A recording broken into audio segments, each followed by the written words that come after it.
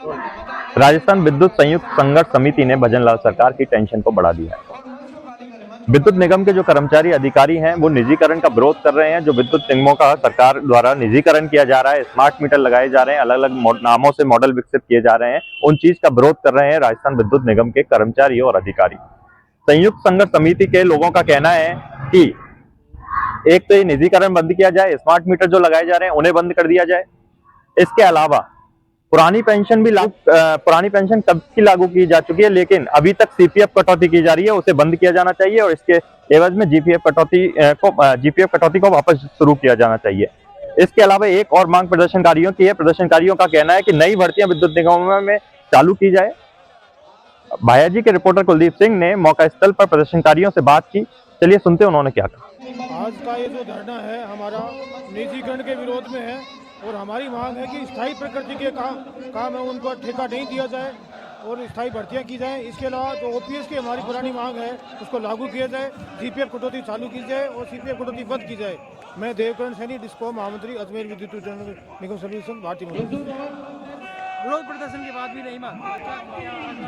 अभी तो क्या है, सभी संयुक्त समर्थ द्वारा हम जो आंदोलन कर रहे हैं वो निगम को नुकसान बिना पहुंचाए कर रहे हैं। सभी चाहते हैं कि हमारा निगम है, जनता हमारी है, कृषि सीजन है, लेकिन यदि सरकार हमारी मांग नहीं मानती है तो हमारा बिजली का एक एक कर्मचारी काम को बंद करे और सरकार से ईंट बनाने को तैयार होगा, क्योंकि ये हमारी रोटी रोजी का सवाल है। कर्मचारी के हित के लिए सोच रही है। आज विद्युत में 50,000 कर्मचारियों की कमी है। आज यदि युवाओं को रोजगार दिया जाए तो 50 और जो ITI होल्डर कर्मचारी है उनको नौकरी मिले। निजीकरण में कर्मचारी का कोई काम नहीं करता है, जो काम करता है वो ठेके करता है, जिससे कि विद्युत सप्लाई पूरी बाधित हो रही है, किसान परेशान हो रहे हैं। इसलिए सरकारी कर्मचारी की भर्ती की जाए और विद्युत बोर्ड में निजीकरण बंद किया जाए। इसके लिए करता है निजीकरण का जो शगुफा लेकर राज्य सरकार और निगम प्रशासन ने अभी जो हम लोगों के बीच में एक निजीकरण का जो जहर हम लोगों के बीच में घोला है, उसको लेकर हम सब लोग आज एकत्रित हुए।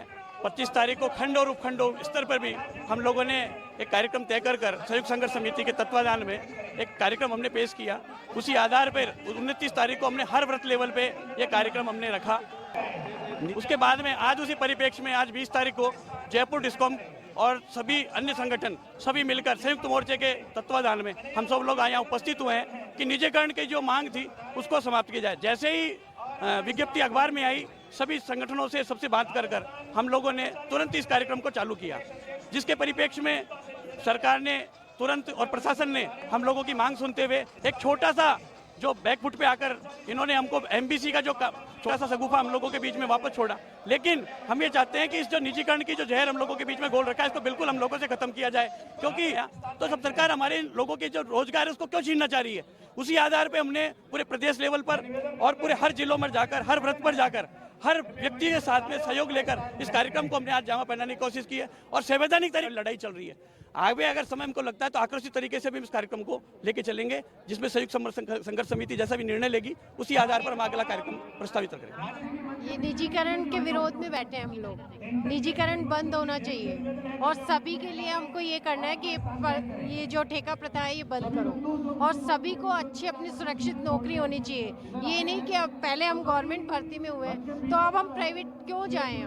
हमने हमारा जो सोच रखा है सब एक है, हमें अपना हक लेना है और इसीलिए सब इकट्ठे हुए हम लोग। और ये ठेका प्रथा बंद करो और ये राज्य सरकार को सोचना चाहिए और केंद्र सरकार को भी सोचना चाहिए कि ये सब हम लोग जो हैं वो अब प्राइवेटाइजेशन नहीं चाहते हैं, हम उसके विरोध में हैं। हमें नहीं होना प्राइवेटाइजेशन और इसको बंद किया जाए और हमारे OPS लागू होनी चाहिए लोगों के और पुरानी होगी पेंशन तो सभी को सुरक्षा तो मिलेगी। इतनी मेहनत करते हैं कर्मचारी और उसके बाद उनको क्या मिलता है, तो कम से कम ये तो हो कि वो सुरक्षित नौकरी कर रहे हैं अपनी। इसलिए मुझे ये चाहिए कि निजीकरण बंद होना चाहिए और OPS लागू होना चाहिए। क्या नाम? कविता शर्मा।